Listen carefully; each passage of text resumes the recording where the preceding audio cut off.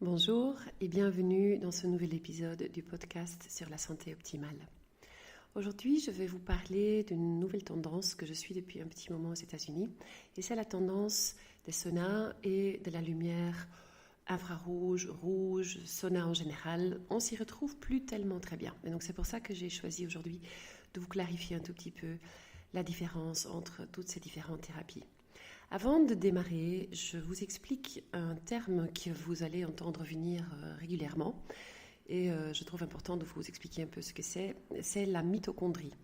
En fait, une mitochondrie est une petite structure qu'on trouve dans chaque cellule, il y en a en moyenne 1500 dans les cellules humaines et c'est vraiment le générateur d'énergie de la cellule. Donc c'est ce qui va créer ce qu'on appelle de l'ATP.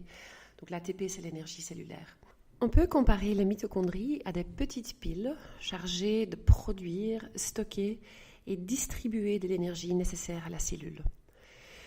En fait, il y a plus de mitochondries dans les cellules avec une grande activité métabolique, par exemple le foie et les muscles. Et sans les mitochondries, aucune cellule peut fonctionner, aucune vie est possible. D'abord, je vais vous parler un tout petit peu du bien-être des saunas en général, parce que c'est vrai que depuis des centaines d'années, on utilise les saunas dans n'importe quelle culture, surtout les cultures au nord, je dirais, Norvège, Finlande, Suède. Et il y a plein d'études qui ont été faites, qui ont démontré les bienfaits des saunas mouillés, les wet saunas, donc ceux où on transpire. Et ça, c'est typiquement le sauna finlandais, mais aussi le sauna infrarouge. Donc là, on ne fait pas trop la différence entre les saunas infrarouges, proches infrarouges ou loin infrarouges. Tous ces saunas ont une chose en commun, c'est qu'ils font transpirer. Chez les saunas finlandais ou les saunas normales, donc ça prend plus de temps. Et du coup, pour certaines gens qui ont une santé un peu faible, ça peut être parfois lourd de rester dedans trop longtemps. Cette transpiration, donc ces effets de sauna, ont été quand même sujets à des multiples études scientifiques qui ont tous démontré que de plus qu'on fait des saunas, de plus souvent qu'on fait des saunas et de plus longtemps qu'on fait des saunas par séance, on va augmenter la longévité, on va diminuer les risques cardiovasculaires, on va diminuer les risques de faire des AVC, on va augmenter la santé en général. C'est important de faire une petite parenthèse par rapport à cette fameuse transpiration.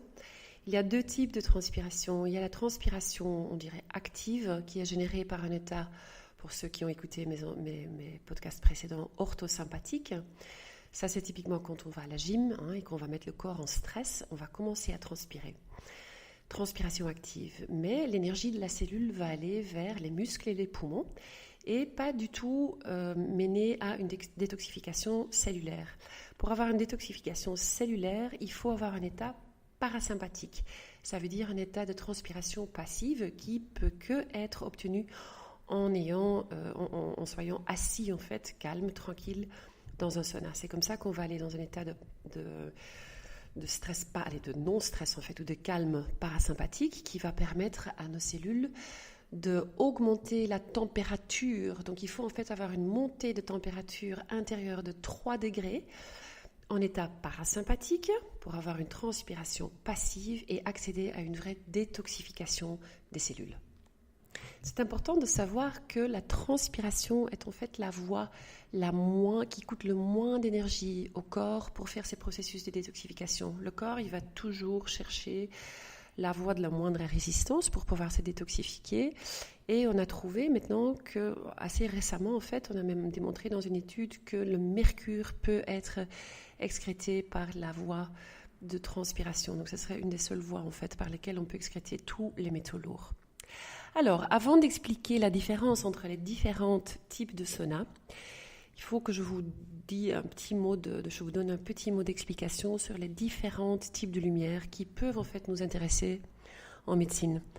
On va parler de différentes longueurs d'onde avec les différentes couleurs de lumière. Et donc, il y a la lumière bleue, on ne va pas trop en parler aujourd'hui, qui a une longueur d'onde entre 450 et 500 nanomètres.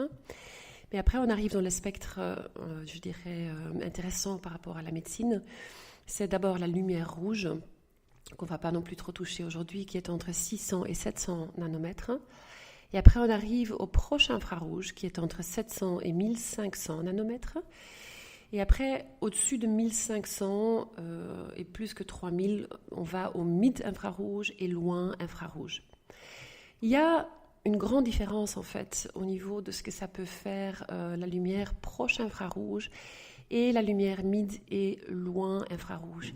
Et c'est important de comprendre ça pour comprendre quel type de sauna faire ou quel type de sauna acheter, dépendant de l'effet que vous recherchez. Après, on arrive à la lumière proche infrarouge qui va avoir une longueur d'onde entre 700 et 1500 nanomètres. Après, il y a le moyen infrarouge qui va être entre 1500 et 3000 nanomètres. Et pour finir par le loin infrarouge qui va être plus que 3000 nanomètres. Il y a une grande différence et une grande importance en fait à comprendre la différence entre le proche infrarouge et le loin infrarouge parce que la plupart des saunas en fait sont des saunas loin infrarouge. Je vais vous expliquer plus tard quels sont les effets différents au niveau de la capacité de guérison. On a donc la lumière loin infrarouge qui va avoir une autre façon de nous pénétrer et de créer de la chaleur que la lumière proche infrarouge.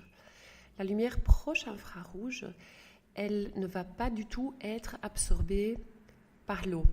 Du coup, elle va pouvoir pénétrer beaucoup plus profondément que la lumière loin infrarouge qui est presque complètement absorbée par l'eau. Pour comprendre cela, imaginez-vous que vous marchez dehors dans le soleil, que vous avez très chaud, et en un coup, il y a un nuage qui passe. Le nuage, il y a de l'eau, il y a de l'humidité en fait là-dedans. Et donc quand le nuage passe en face du soleil, en un coup, vous avez froid. C'est parce que c'est la lumière loin infrarouge qui vous a donné la chaleur de l'extérieur, et quand le nuage passe, cette lumière loin infrarouge se fait absorber complètement par le nuage et du coup on passe de chaud à froid. Cette lumière loin infrarouge qui se fait absorber par de l'eau, c'est important parce que notre corps en fait il est fait de 70% d'eau. Donc quand la lumière loin infrarouge vous touche, 70% va être en fait 70% de l'eau dans notre corps, donc ça va être absorbé par l'eau dans notre corps et ça va donc vraiment pas nous pénétrer, ça va juste nous chauffer. La lumière proche infrarouge, par contre, qui ne va pas être absorbée par l'eau ou que très peu, va du coup avoir la capacité de nous pénétrer beaucoup plus profondément. Il y a même certaines études qui démontrent que ça peut aller jusque dans l'os. Il va y avoir des bons résultats en fait pour stimuler la production d'os. Il va effectivement avoir des effets contre l'ostéoporose. Pour résumer, la lumière loin infrarouge va avoir une chaleur conductive. Donc elle va chauffer de l'extérieur vers l'intérieur. La lumière proche infrarouge va avoir une chaleur radiante. Ça pénètre d'abord et ça va chauffer depuis l'intérieur. La première grande différence en fait entre les deux, c'est donc dans la façon dans laquelle il vous chauffe. Le proche infrarouge va être beaucoup plus rapide et va être beaucoup mieux supporté que la chaleur conductive qui va prendre beaucoup plus de temps, qui va vous chauffer depuis l'extérieur et qui va être beaucoup plus difficile en fait à supporter pour les gens qui ont des maladies chroniques et qui sont vraiment très malades. Après, il y a une deuxième grande importance ou deuxième grande différence en fait, et là on arrive dans la partie qu'on appelle la photobiomodulation. Ça c'est vraiment la capacité de guérir ou de stimuler nos fameuses mitochondries, donc de nous donner plus d'énergie à travers la luminothérapie. Et là, c'est clairement la lumière proche infrarouge qui a son avantage. Parce que qu'est-ce qui se passe ? Je vous ai parlé en fait des mitochondries tout à l'heure. Sur les mitochondries, il y a des photorécepteurs protéines. Donc, c'est en fait des petits bandes qui vont pouvoir absorber la lumière proche infrarouge. Et une fois que la lumière proche infrarouge va toucher ces bandes absorbantes, il y a une enzyme qui va être produite et cette enzyme va à son tour stimuler, réveiller les mitochondries pour aller produire plus d'ATP ou donc énergie cellulaire. Donc vous pouvez vous imaginer, vu que les mitochondries sont vraiment les producteurs d'énergie de notre corps, que c'est quand même assez incroyable et que cette lumière infrarouge va d'une façon directe les stimuler. Et c'est important de comprendre que quelque part, c'est ce qui s'est toujours fait en fait. Donc, nos ancêtres, ils se promenaient nus ou très peu habillés au soleil et on était en fait des vrais panneaux solaires sur deux pieds parce que on se promenait nus, donc on chargeait tout au long de la journée, on chargeait nos mitochondries, on produisait de l'énergie et on se chargeait aussi d'UV, donc on avait aussi de la vitamine D. Et le soir, notre système nerveux parasympathique se mettait en route, se calmait et on faisait proche du feu de la transpiration passive et on se détoxifiait. Quels sont maintenant en fait les hacks, ou est-ce qu'il y a un hack ou quelque chose pour remplacer cette fameuse lumière du soleil qui nous fait autant de bien? En fait, c'est malheureusement les lampes qu'on a changées aujourd'hui, les lampes à incandescence qu'on a utilisées pendant très longtemps. Même déjà les fermiers à l'époque avaient compris parce que c'était des lampes qu'on utilisait en fait pour chauffer les vaches pendant l'hiver. Ces lampes, en fait, ils copient complètement le spectre, donc ils ont le spectre complet de la lumière du soleil, dont donc 30% de lumière proche infrarouge. C'était des lampes en fait qu'on utilisait à l'époque parce que ça chauffait la pièce. Et bon, on n'était peut-être pas au courant à l'époque, mais ça faisait donc du PBM, donc du photobiomodulation, en activant donc les mitochondries à produire plus de l'énergie. Les effets de ces activations mitochondriales sont multiples. Donc il y a de la réparation d'ADN qui se fait, il y a un énorme effet anti-inflammatoire, ça va stimuler le métabolisme cellulaire, ça va augmenter la capacité de détox des cellules, etc. Donc, une petite parenthèse sur les différents types de lumière qu'on va utiliser. Donc, avant, on utilisait ces fameuses lampes à incandescence. Aujourd'hui, on les a changées pour des lampes fluorescentes et des lampes LED. La différence, c'est que les lampes fluorescentes et les lampes LED vont sauver de l'énergie, donc ils vont être beaucoup plus économiques. Les lampes, pour une simple raison, que les LED vont faire des pulsations, donc ils ne vont pas être allumés tout le temps, ils vont pulser à 120 fois par seconde, qui vont être allumées et off, donc on et off. Et les lampes fluorescentes, ça va être même 400 fois par seconde. Donc le fait que ça pulse, c'est un stress pour notre système nerveux. Là où les lampes à incandescence, ils sont en fait allumés tout le temps, ils n'ont pas cette pulsation. Donc c'est vrai que ces lampes LED et fluorescentes, ils vont être très économiques au niveau énergie, mais ça va être des grands stresseurs pour notre système nerveux. Et non seulement ça, mais les lampes fluorescentes et LED vont être aussi beaucoup plus toxiques pour l'environnement. Il y a plus de plastique, quand une lampe fluorescente se casse, il y a du mercure qui va se libérer, et ce n'est pas du tout le cas avec ces lampes anciennes. Voilà, toutes ces explications pour maintenant arriver à vraiment vous dire quel type de sauna utiliser.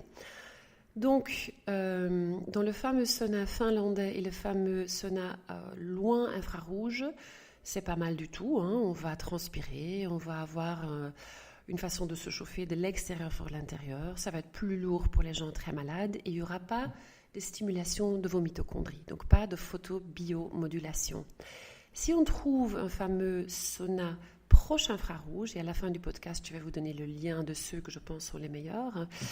Là, on va donc avoir ce fameux effet sur les mitochondries. Maintenant, il faut faire très attention pour une autre chose, parce qu'il y a tellement de différentes compagnies qui vendent ces saunas qu'on ne s'y retrouve plus. Et c'est l'émission des champs électromagnétiques et des champs électriques. Donc, beaucoup de ces saunas vont vous faire transpirer et vous faire détoxifier, mais ils sont bourrés d'ondes électromagnétiques et de vibrations ou de fréquences électriques. Et donc, c'est vrai que partout où on va, il y a des champs électromagnétiques. En soi, il n'y a rien de mal avec ça. Mais ça, c'est les champs électromagnétiques de la Terre, du Soleil. C'est ce qu'on veut et c'est pas grave. Mais les champs électromagnétiques qui viennent des Wi-Fi, des radios, du 3G, du 4G, du 5G, maintenant depuis 1990, encore une fois, c'est des stresseurs énormes pour notre corps. Avant 1880, on n'avait même pas les fréquences électriques qui nous polluaient. Donc avant 1880, on n'avait pas les champs électriques ni les champs électromagnétiques. Et depuis lors, en 100 ans, on avait l'électricité. Et depuis 1990, on avait les ondes électromagnétiques à travers le Wi-Fi, les fours à micro-ondes et tout ça.